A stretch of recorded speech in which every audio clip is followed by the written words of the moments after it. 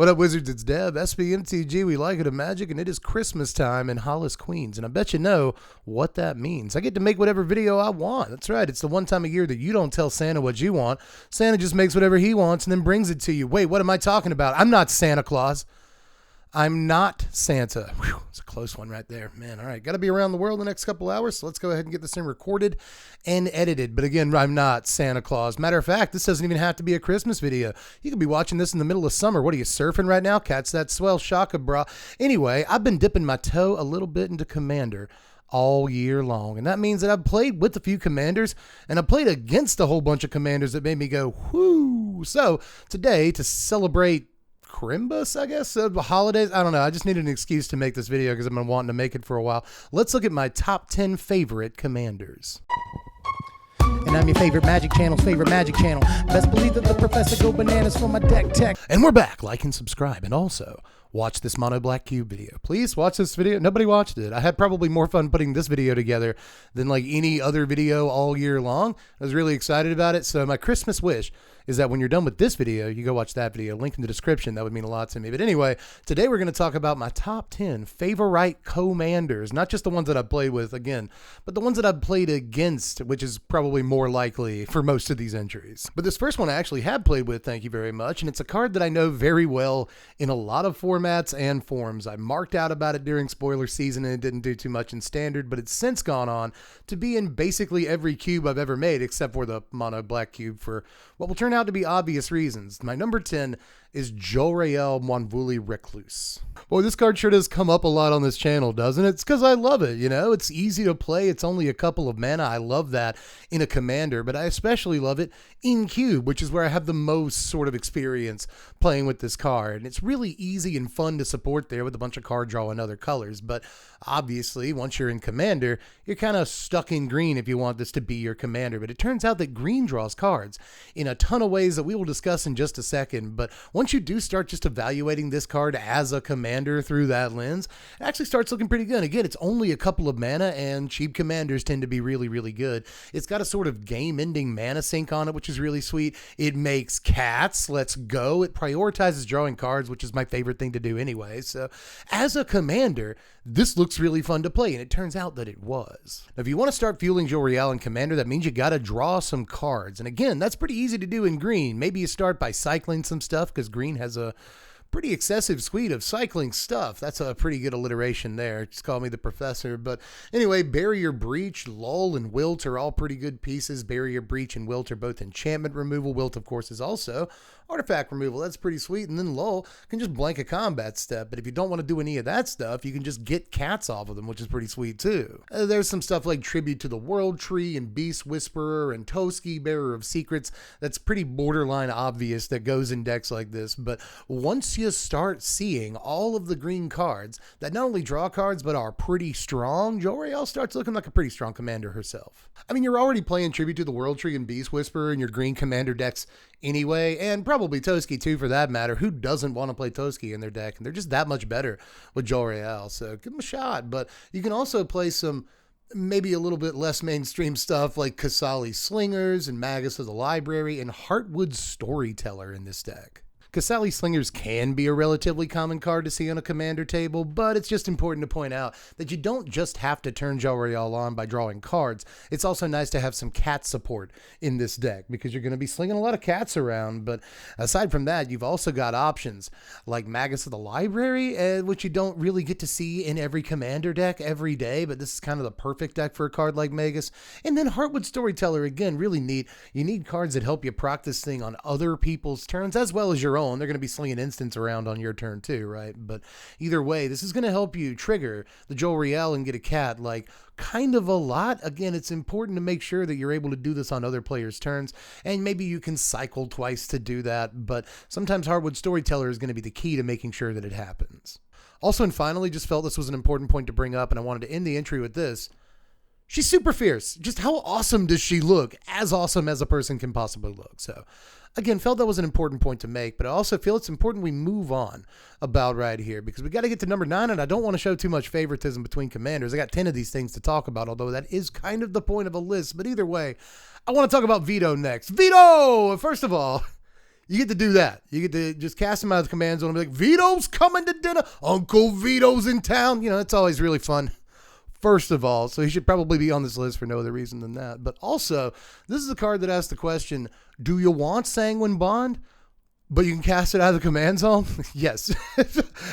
I can quickly answer that question. I don't even have to think about it. It's like a Sanguine Bond that you get a discount on the first time, and then it's like the normal rate the second time. So, like, where do I sign up? In blood? Sure, I don't care. It's just a sweet card with an awesome activated ability, too. Note that I like commanders with activated abilities that kind of work with themselves, right? GRL makes a bunch of cats, and then you make the cats big with the activated ability. Swing in, you're having a good time.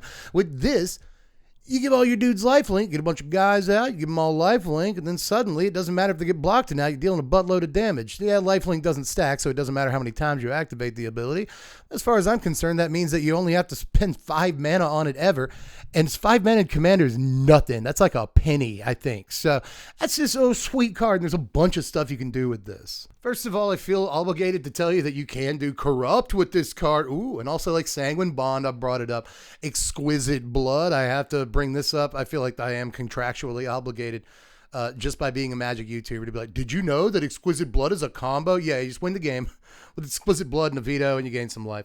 But aside from that, there's a bunch of other cool stuff that you may not really think of when you see Veto. And some of those things look like they came straight from that Mono Black Cube video, like Dread Presence and Sangromancer. You can also use Malakir Blood Witch. I was going to say Waiter. Malakir Blood Witch is a sweet card to use too if you're going the vampires route, because it's kind of a Gary but for vampires. By the way, you can also play Gary in here. Probably a little too obvious, but do that.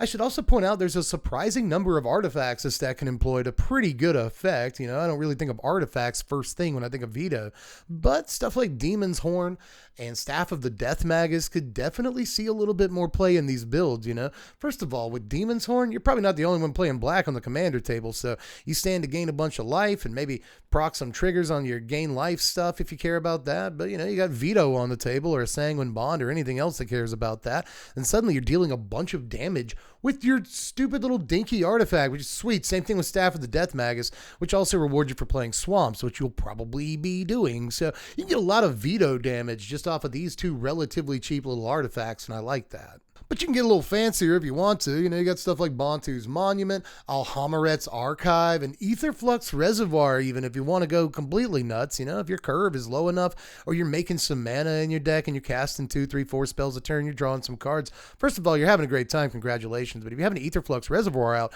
suddenly you're gaining so much life, and you're just like blowing people out of the water with Veto without even having to do anything with the reservoir aside from that. You know, you probably won't gain 50 life in a turn, but you might, depending on what else you got set up, right, kids? I could see Reservoir going off, but if nothing else, it's just a lot of supplementary damage once you do have your Veto or some other parallel effect out. Aside from that, Alhamaret's Archive just gains you twice the life you would gain, which would normally be the kind of the booty part of the card you don't care about, but in a Veto deck, it's the one that ends games. Let's go ahead and move on to number 8 here, and this is one that I'm actually not going to talk about too long because that's the delicate dance that we do on YouTube. Some of these entries have to take less time than others to make time for stuff that I really have a lot to say about. You see, it's a skill, but one way or the other, I don't have that much to say about Captain Goth Rod, but this is just undoubtedly a very, very cool commander. I didn't know this guy existed, like at all. So I started a commander game and somebody put this in their command zone and I was like, what was that guy? Let me read him. Oh, woo! So here's the deal. I really like creature types that don't get a whole lot of support. I'm that guy, you know, everybody likes the underdog, right? So I like nightmares and I like rats, which arguably get a fair amount of support. And I like dumb creature types and insects and stuff like that. I like creature types that don't get a whole lot of credit or love or anything like that. So when I saw this guy, my eyes kind of bugged out. He supports horrors. Horrors, one of my favorite creature types. It's actually been a creature type for a really long time in Magic, right? Never gets any love. This guy loves horrors. So I love this guy. He's also like a squid pirate captain guy. It's awesome. Now, this one's going to be quick because it's mostly me just listing horrors that are good with this guy. But it turns out there's a surprising amount of horrors that are specifically good with this guy because they like mill stuff or whatever. So let's take a look at Nemesis of Reason. as well as Zelix Sanity Flare and Consuming Aberration. Now, this looks like a list of cards that a lot of people thought would be like halfway decent when they came out. They never did anything. You know, a lot of people are like, ooh, Nemesis of Reason. Okay, Consuming Aberration, you're going to be a card. And they're like, none of these were actually cards. But here in this deck, they have a new life. Nemesis of Reason is going to mill a bunch of cards whether it actually hits or not, so that's pretty sweet. That's going to fuel the captain. Make sure you get something sweet out of an opponent's graveyard. Zelix, whenever they mill creatures, you get specifically more horrors, so they can get through. I'm trying to really hit horrors to not get demonetized here. YouTube algorithm knows exactly what I'm saying. You get more horrors whenever they mill creature cards. And so that in turn gets you more mills in subsequent turns. Okay, it just snowballs. Card is meant for the captain. But aside from that, Consuming Aberration making it happen with the captain. This is another one I think a lot of people were kind of excited about when they first saw it. And then it did diddly poops. So I'm really happy that it actually gets to like be a card, a real Magic card that people play with. Just in this one deck, it's a pretty low usage case, but I'll still take it. I was excited about this forever ago. I'm even more excited about it now. Again, you get more mills. It's a huge dude, like really, really fast in a deck like this. But there's more sweet creatures that match this creature type. You can play stuff like Vashta Narada and Guilt Feeder. And I'll even throw you a non-horror thing. It's Mind Crank. Sure, Mind Crank is like always in these, obviously. Whenever you hit, you get more mills, and that's just going to fuel more of the captain. You get more stuff out of people's graveyards. Let's go. But back to the horrors here. You got Vashta, which is tough to block, and that's really important in a deck like this. Shadow's a sweet ability, but Guilt Feeder, a completely forgotten Guilt Feeder, but really difficult to block for a lot of players too.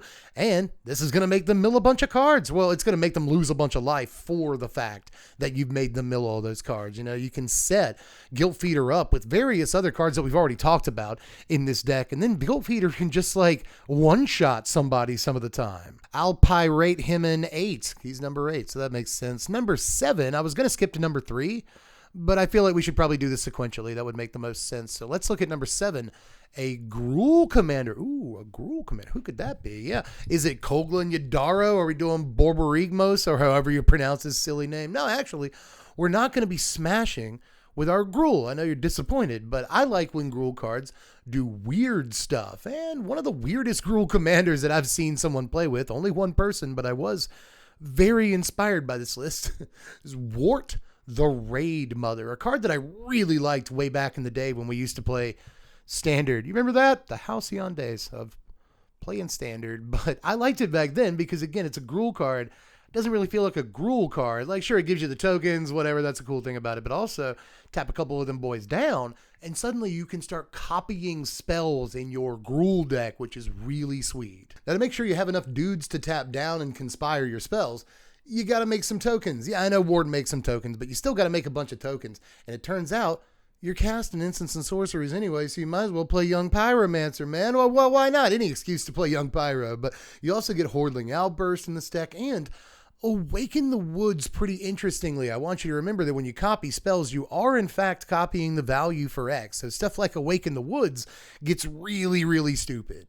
Another popular thing to do in this deck is to play spells that have an additional cost to cast them because, hey, did you know when you copy spells, you're not casting them, so you don't have to pay additional costs. Brilliant tech. So a lot of times you see stuff like Big Score and Thrill of Possibility in here. Really sweet spells to copy, especially if you copy like a Big Score.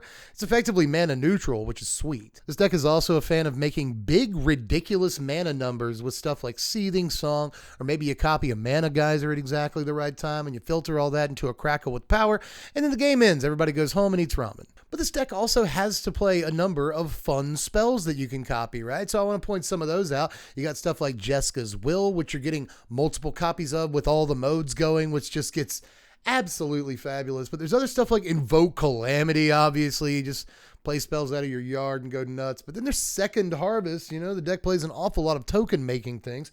So imagine playing Second Harvest, copying it, and then suddenly you kind of just don't feel like counting the number of tokens you have on the board. Just call it 1,000,000. We'll leave it at that. Now we are halfway down the list. So let's do a controversial entry because I think number 5 is going to make some people really happy and then other people like a little upset that I would make this one of my favorite commanders. Really, Dev, are you that evil that you're putting Ncusar on your list? Yeah, I am. Look, I've never played a game with this card, but I have played plenty of games at this point against Ncusar. And am I pronouncing it wrong? Is it Ncusar? The guy that I know that plays this card says Ncusar. So I don't know. Again, I have no idea. But one way or the other, Nex is a pretty ridiculous looking commander, man, that I have a lot of fun playing against, even though it feels like a race against the clock and I can't even draw my own cards. And I hate playing against Sheoldred the Apocalypse and Standard. And yet I always have to play against it when I play against Ncusar too. So I don't, and Ncusar's like a little mini Sheoldred. So like, I don't know why I can play against this and it's fine, but I actually am just in awe of this card once it like starts cooking, again, I think some people are going to be like, Dev, are you really that evil? Here's the thing. I haven't built this deck yet, so I guess not. But also, I really want to be. Now, you might think, oh, my opponents have to draw cards as a natural course of playing Magic, so the card just eventually kills them, right? No, it's not like an incremental thing that happens over the course of a few turns and everyone gets to play Magic. That's not what's happening at all. You're just kind of forcing your opponents to draw as many cards as possible so that they just die. That's basically what's going on here. So you're turning the thing that everyone likes to do the most in a game of Magic, see more cards and play them, into the worst thing that can possibly happen to them, which is definitely has some effects on people's brains. So let's look at some of the stuff that you're going to do to make them draw them cards. There's some pretty obvious ones, but I want to highlight some of the ones you don't see every day, like Jace's Archivist, which can just keep doing this over and over. Magus of the Wheel is the same way. It's just a wheel effect on a stick. So I guess if you want to untap it more than once in the same turn and use it 2 or 3 times, then be my guest. There's ways to do that. Everyone's going to be upset at you, but hey, that's Magic, right? I guess. Teferi's Puzzle Box. This is only going to happen like once per turn. And it also doesn't make them discard the cards the way you kind of want them to. More on that in a second, but it is still going to make them take a bunch of damage. And it's kind of like an Iono in the Pokemon TCG. Does anybody get that reference? Basically, it's they have a whole game plan based around the cards in their hand that they want to play, you see, but they can't actually create a game plan because they're going to get a different hand every single turn. There's also stuff like Whispering Madness, if I have to point out some more stuff that makes everybody wheel, but we got to point out some other stuff eventually. So there's stuff like Waste Not and Turgid. Again, you really want to take advantage of the fact that a lot of these wheel effects make people discard all the cards in their hands. So stuff like Turgid just becomes absolutely busted. People are going to be so mad. Ncusar is a deck that exists just to make people mad. Turgid's really good at that, but so is Migrum because they're already taking a bunch of damage from Nex, passive ability that's printed on the card. But once you got a Migrum in play, they're also taking all that damage from discarding their cards. So you really only have to wheel like a couple of times to take them from 40 to 0. But if you wanted some more fun, there's Peer into the Abyss, which I do not see enough in this deck for some reason. My buddy doesn't play it. What's that about, buddy? But one way or the other, I know the card costs a bunch of mana, but it's usually just kills a player. It usually just says one player has to leave the table on it. And then O'Hare Axonil. Oh, buddy. Apparently a lot of people are throwing this card into the deck because I think on EDH Rec right now, this has a really, really high rate of play, even though it's brand new. But yeah, it does what you think it does. Instead of Nex doing 1 damage whenever they draw cards, instead he does 4 damage at least. If you can increase O'Hare Axonil's power, it does even more. But 4 damage baseline for each card they draw is... they can draw 10 cards and they lose the game from their starting life total. So that's just pretty silly. O'Hare Axonil made the Ncusar deck even more annoying and better. And those are 2 things that didn't need to be. I really am sorry for putting that card on my list. I know that it's personally victimized a lot of people in my audience. So to atone for that, I guess I'll move on to a card that's just as silly and quirky and fun to play and not overpowered as that card is all the opposite of those things. Let's look at Min, Wily Illusionist. Yet another one of those draw cards and do stuff things. This is a lot like Jolriel in that way, but it's in a color that supports it way better. Let's just be realistic about that. And this puts a way cooler sort of token into play. Yes, I like cats. I'm like the cat guy on YouTube, whatever. But these tokens get really, really big, and they're illusions, which is also a thing that I've always liked. There are plenty of those in my house too, I'm sure, right? I just don't know it. But one way or the other, Min is a sweet card with a lot of interesting ways to get her going. First of all, stuff like Perilous Research and Read the Runes are great with Min. These are cards that you don't get to play very often, which is sad because I've always really, really liked Perilous Research. Just a sweet little card that's had its place in competitive Standard a time or two before, but it's quickly becoming more and more forgotten, so it's pretty sweet to park it in a deck like this, where you get to draw those cards and trigger Min, but then if you feel like it, you can sacrifice one of these illusions that you got laying around, and depending on how big it is, maybe you get a free thing out of your hand because you made that sack. So again, stuff stuff like research and even read the runes, which is something you really don't see every day, are fantastic in this deck.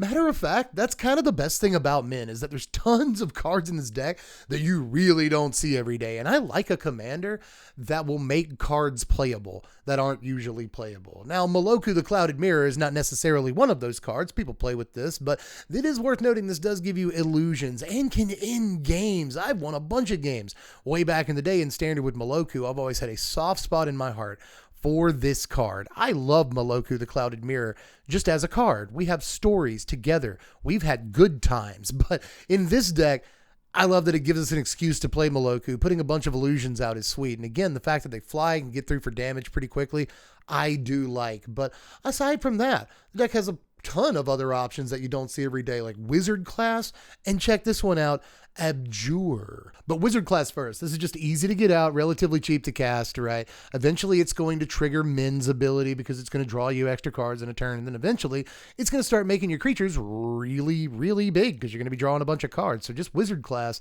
this is the perfect deck for this card. And I've kind of always been looking for the perfect deck for Wizard class because I know in my heart of hearts it is a good card. And it turns out Min's a pretty sweet home for it. But moving on to Abjure right here. This is the gem of the deck right here. A super duper old school card that I've been looking at since I was 12, 13 years old, trying to find the best home for it. And Min is the place if you want to win with Abjure, baby. This card looks so good, right? Just a single mana to get this thing out. And you just counter spells all game, given the fact that you'll have to find blue permanents. But all you got to do is draw some cards and Min will just give you blue permanents, right? Plus we're playing a bunch of other blue permanents that are cheap to cast. They draw us cards to trigger Min and all that stuff. So it should not be too hard to get a bunch of blue permanents just laying around, even if they don't have the illusion subtype. But obviously, if we do start sacrificing illusions to this, not only are we countering spells, but we're getting free spells out of our hand, which is just so ridiculous. Like, this is the home for Abjure. It's been looking for a home for what, 25 years, something like that. Park it right here, baby. Play Abjure in your Min deck. This card is ridiculous. Hey, I've just now realized that Min was number 5. Min was number 5, everybody. So it's kind of like we get a bonus out of nowhere honorable mention added to this video because apparently Min was number 5 and our next card is number 4. And I wasn't aware of that until just now. Professional YouTuber. Number 4 is a pretty new card, actually, that I've nonetheless been having a ton of fun with over the last couple of months. It's Ariad of the Charmed Apple. First of all, it's Orzov. You know what that means, I guess. In case you don't, you're brand new around here. The joke is that I like Orzov. Just basically anything Orzov I'm gonna like. So Orzov for life and all that. But whereas most Orzov commanders are a 10, this is an 11. It does some really unique stuff with some card types that I really like. Now, I told you I wasn't going to show you anything too obvious, but I've already made a slide with SRAM and Mesa Enchantress and Core Spirit Dancer on it. So I guess play these cards. You know, you're playing auras, right? Aren't you with this? I mean, it defeats the purpose if you're not. So playing auras, you probably want to play these things to draw cards when you play auras. But aside from that, you can play stuff like Hateful Eidolon. That's pretty obvious, right? But you can also play stuff like Killian in this deck, which may be obvious, but like I've said with a couple of cards so far in this video, any excuse, any deck that allows me to play a Killian, absolutely I will play that deck. Killian's an awesome card that did not get enough credit while it was in Standard. We all loved it. Finds a home here. I'm happy for him. There's also some of my favorite auras of all time, from the more recently new school stuff like All That Glitters to the way older school stuff like Ethereal Armor and even Imperial Armor if you want to play it. But it is much more common to see things like Ethereal Armor in this deck for very good reason. All the Glitters is basically the best Enchantress aura of all time. The best aura that you can attach to a creature in a deck that cares about enchantments that has ever existed. I will stake my claim on that. I really think that's a true statement. All That Glitters is always fun to play. Don't you say Ancestral Mask to me.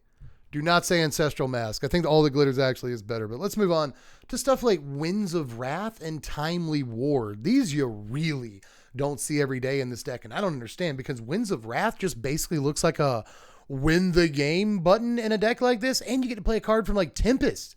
which is also cool, but it's also pretty cheap from Tempest to get a copy of this thing right now. It's only a couple of bucks, and I think it's worth it. But Timely Ward, this is a card that you don't see often enough in a deck like this either. But let's move on to number 3, a commander that I've been building off and on pretty much the entire year of 2023.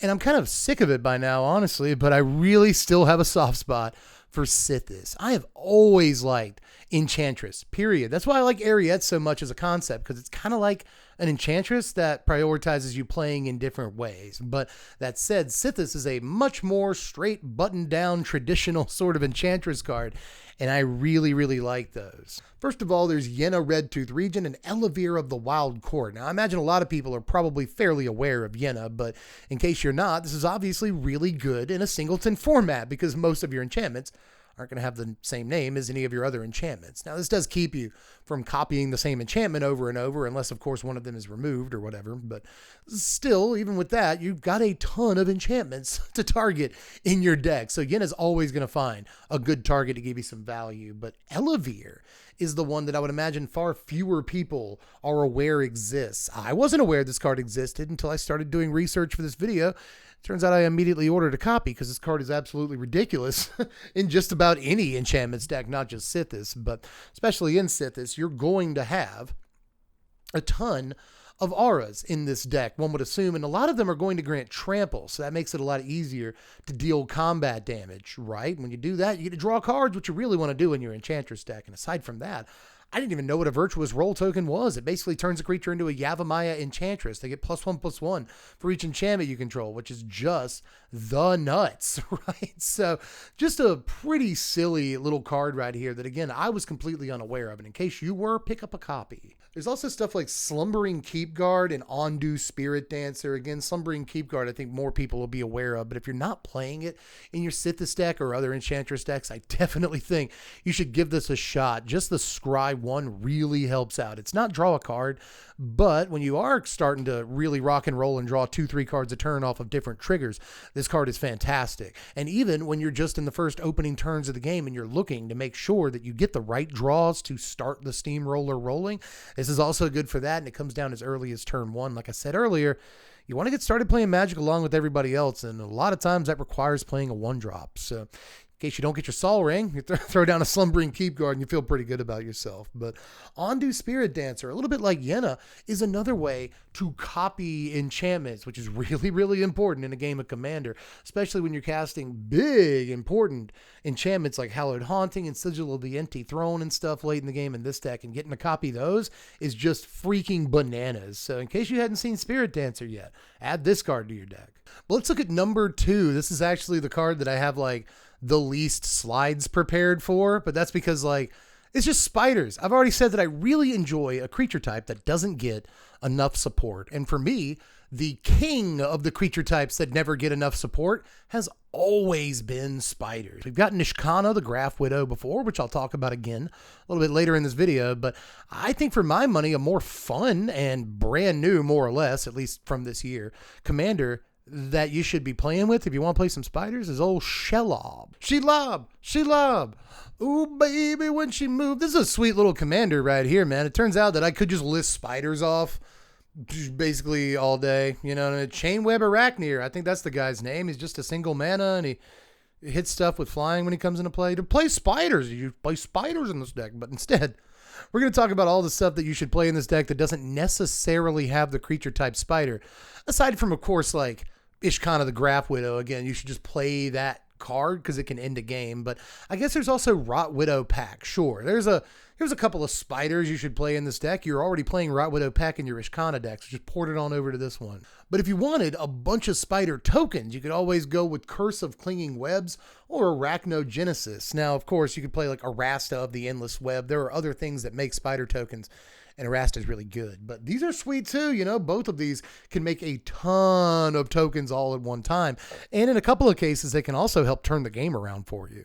But I think importantly, some completely non-spider-centric things to finish off this entry are things like Ulvenwald Tracker, which works really well with Shelob, just turning stuff into food without it ever having to be involved in combat is sweet.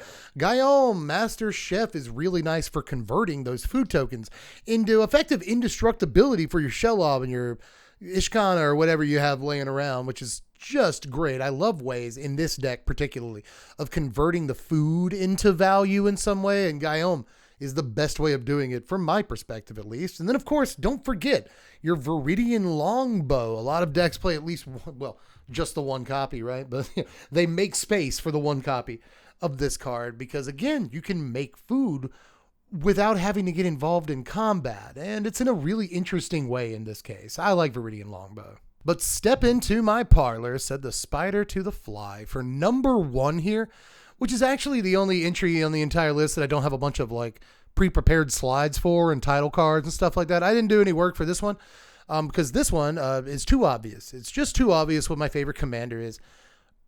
And honestly, it's so obvious that it's not even one commander. So if you just guessed Elysil Core, you're technically wrong and technically right because it's not just Elysil Core. It's what I'm calling the family. When you're here, your family. That's what Vin Diesel and Olive Garden say.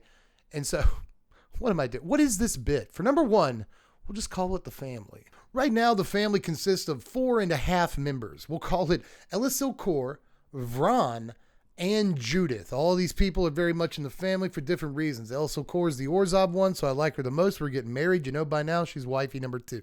Vron over here is the mono black one and usually doesn't get its own decks, but it is very much a member of the family.